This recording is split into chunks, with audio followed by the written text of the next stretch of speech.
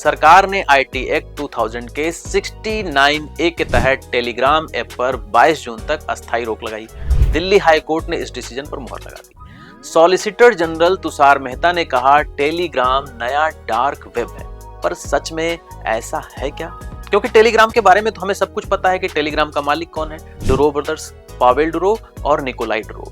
इसमें मेन कौन है? पावेल डुरो। इसका हेडक्वार्टर भी हमें पता है, दुबई में हेडक्वार्टर है। और डार्क वेब तो इंटरनेट का वह हिस्सा होता है जहां हम सामान्य सर्च इंजन से जैसे गूगल या बिंग से कुछ देख ही नहीं पाते, और इसे एक्सेस करने के लिए विशेष सॉफ्टवेयर, विशेष कॉन्फ़िगरेशन की जरूरत पड़ती है। टेलीग्राम पर प्रतिबंध जब लगाया गया तो विपक्ष ने भी आरोप लगाया। नेशनल टेस्टिंग एजेंसी एनटीए की असफलता को, नाकामी को, अक्षमता को छिपाने के लिए एक शॉर्टकट तरीका है टेलीग्राम पर प्रतिबंध लगाना। अब यहाँ एक बात आपको समझना होगा कि अपराध रोकने के लिए अपराधी के साथ साथ अपराध के साधनों पर भी प्रतिबंध लगाए जाते हैं। टिकटॉक को अगर छोड़ दिया जाए, जिसका मुख्यालय बीजिंग में है, तो जितने भी बड़े सोशल मीडिया प्लेटफॉर्म्स हैं उन सब के हेडक्वार्टर्स अमेरिका में है। लेकिन टेलीग्राम का जो हेडक्वार्टर है वह दुबई में है। दुबई में क्या कर रहा है? खुद डुरो जो है, इसके फाउंडर जो हैं पावेल डुरो, वो रसियन है। वो रसिया से भागे क्यों? दरअसल टेलीग्राम के जो फाउंडर पावेल डुरो हैं, उनका शुरू से ही अमेरिका, रूस, यूरोपियन कंट्रीज से विवाद रहा है। गूगल जुरिस्डिक्शंस, प्राइवेसी फीचर्स के चलते वो हमेशा बचते आए हैं।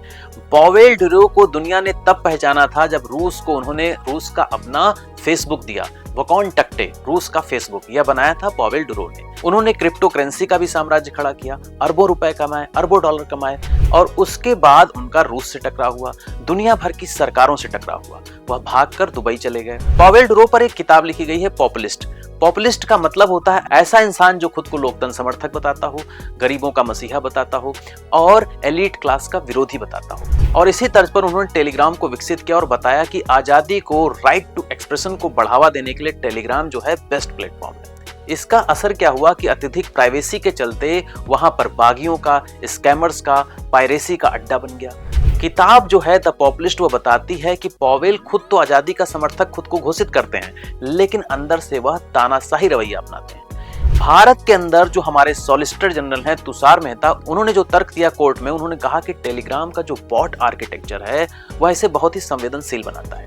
टेलीग्राम का बॉट फीचर बड़े पैमाने पर गलत जानकारी फैलाने, इंसानों की नजर में कम आने वाले बहुत ही सोफिस्टिकेटेड, बहुत ही परिष्कृत नेटवर्क बनाता है, जबकि इस तरह के फीचर्स जो हैं दूसरे मैसेजिंग प्लेटफॉर्म जैसे कि व्हाट्सएप है, इंस्टाग्राम है और फेसबुक है, वहां पर नहीं है।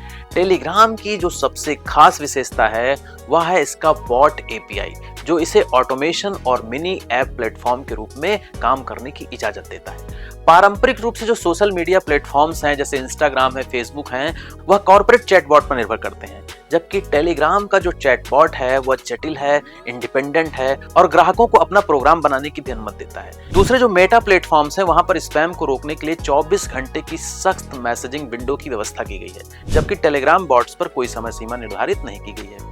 Telegram HTML5, game, audio player, crypto currency wallet, file converter के रूप में भी कार्य करता है। जो दूसरे सोशल मीडिया प्लेटफॉर्म्स हैं वहां केवल टेक्स्ट हैं, रिप्लाई हैं, मैसेजेस हैं, PDF हैं, जबकि टेलीग्राम पर क्या है? टेलीग्राम पर असीमित संख्या में सब्सक्राइबर ग्रुप्स हैं, लोगों के सार्वजनिक और निजी चैनल हैं। टेलीग्राम में असीमित क्लाउड स्टोरेज है, 2 GB तक फाइल आप आसानी से यहाँ पर ट्रांसफर कर सकते हैं। व्हाट्सएप के विपरीत यहाँ पर गोपनीयता बहुत ही ज्यादा रखी गई है। एंड टू एंड एन्क्रिप्शन के साथ यहाँ पर बहुत ही सीक्रेट चैट आप कर सकते हैं।